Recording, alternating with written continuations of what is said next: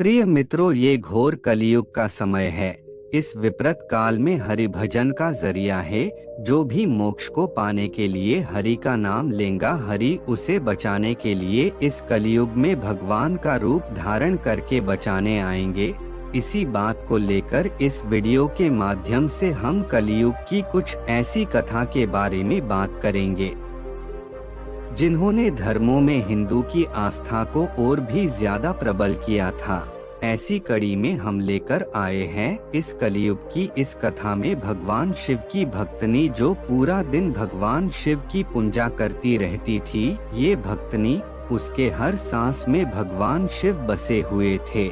ऐसी ही शिव भक्त रानी की कहानी। प्रिय मित्रों, सच्ची श्रद्धा से कमेंट में जय श्री कृष्णा अवश्य लिखें। साथ ही आपसे निवेदन है, यदि वीडियो पसंद आए तो लाइक, शेयर और चैनल को सब्सक्राइब अवश्य कर लें। चलिए जानते हैं। 12वीं सदी में अक्का महादेवी नाम की एक स्त्री भगवान शिव की भक्त थी। वह स्त्री भगवान शिव को अपना पति मानती थी। बालकाल से ही उन्होंने अपने आपक पूरी तरह से भगवान शिव के नाम अपना जीवन समर्पित कर दिया था। जब वह स्त्री विवाह के लायक हुई, तब वहां एक राजा की नजर इस अक्का महादेवी पर पड़ी। वो इतनी खूबसूरत थी कि राजा ने उसके माता पिता के सामने विवाह का तुरंत ही प्रस्ताव रख दिया और बोला, मुझे तुम्हारी ये पुत्री बहुत सुंदर और सुशील लगी, इसलिए मैं इनसे विवाह करना चाहता हूँ। ये बात सुनकर अक्का महादेवी की माता पिता ने उनके विवाह का इनकार कर दिया था। तब वह राजा ने महादेवी के माता पिता को धमकाकर अक्का महादेवी से शादी कर ली।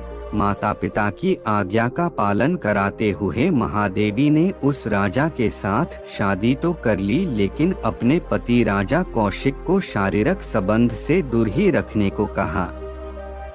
राजा कौशिक उस महादेवी से कई तरीके से उसके साथ प्रेम का निवेदन करता रहा, लेकिन उस महादेवी हर बार एक ही बात कहती है, मेरी शादी तो बहुत पहले से ही भगवान शिव के साथ हो गई है।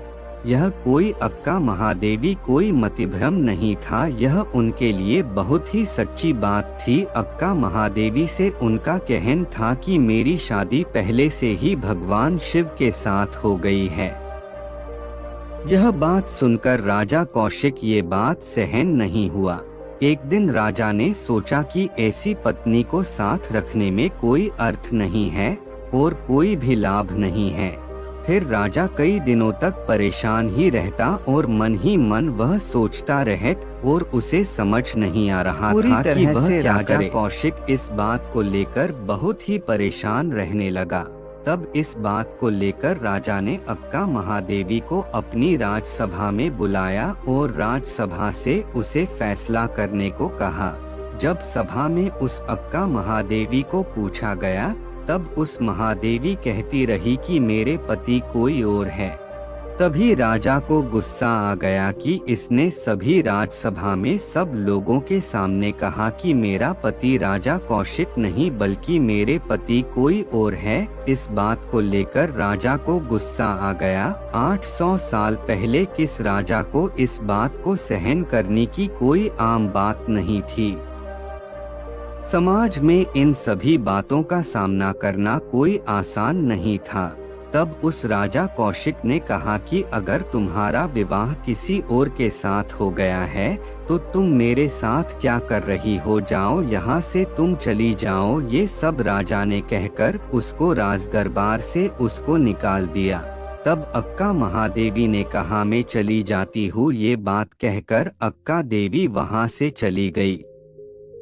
भारत में भी उन दिनों में यह महिलाओं के लिए ये सोचना भी निस्वार्थ था कि वह हमेशा के लिए अपने पति का घर छोड़कर वह से भाग सकती है, लेकिन यह महादेवी अक्का वह से चल पड़ी। जब राजा कौशिक ने देखा कि अक्का बिना कोई विरोध से उसे छोड़कर जा रही है, तब राजा को क्रोध के कारण उसके मन में ध्रुवता आ गई। तब उस राजा ने महादेवी को कहा, जो तुमने कुछ पहना हुआ है, जो गहने कपड़े, ये सब कुछ मेरा है। ये सब कुछ तुम यहाँ पर छोड़ दो, फिर तुम यहाँ जा सकती हो। 17 और 18 साल की वह अक्का महादेवी ने अपने सभी गहने और सभी कपड़े वहां उतार दिए थे और वहां से वो निर्वस्त्र ही वह से महादेवी चल पड़ी थी। उस दिन के बाद उन्हें वस्त्र को पहने से इनकार कर दिया था। तब उस महादेवी को बहुत से लोगों ने उसे समझाने की कोशिश की उन्हें वस्त्र पहनने चाहिए, क्योंकि उनसे हम और तुमको भी बहुत परेशानी हो सकती है। लेकिन उस महादेवी ने इन सभी बातों पर की ध्यान नहीं दिया। तब वह घने जंगलों से होते हुए वह कर्नाटक के विदार जिले में से एक कल्याण वह पहुंच गई। कर्नाटक का वह शहर भगवान शिव के नाम से बहुत ही प्रसिद्ध था। उसके बाद वह आध्यात्मिक सर्च में वह भाग लेना का प्रयास करती रही। धीरे धीरे महादेवी के नाम का आध्यात्मिक का वर्णन का प्रसार होने लगा था, जिसे प्रभावित होकर उसे महादेवी को बहुत ही बड़ी महानता, इन सभी उस पर बड़ा ही प्रभावित हुए थे। इन सभी कारण उसे अक्का महादेवी यानी कि बड़ी महादेवी के नाम से उसे सम्मानित किया गया था। तब से शिव भक्तनी महादेवी अक्का महादेवी के नाम से वह जानने लगी। उसके कुछ दिनों के बाद वह एकांत में भगवान शिव भक्ति में लीन हो गई थी। लेकिन जब महादेवी का भगवान शिव के साथ तब उसका एकाग्रता नहीं हो पाया। तब वह कल्याण से श्रीशैलम वह पहुंच गई, जहां भगवान सैन्य मल्लिकार्जुन का मंदिर था। श्रीशैलम के अनादर उस घने जंगल के बीच वह बद्रीनाथ पर रेगिस्तान पर वहां एक गुफा थी। तब अक्का महादेवी ने उस गुफा में चरण ले ली और वह भगवान शिव की पूजा करने लगी। तब वहां एकाग्रता में होकर वह भगवान शिव के प्रति वह लीन हो गई। तब वहां भगवान शिव के लिंग में वहां समा गई।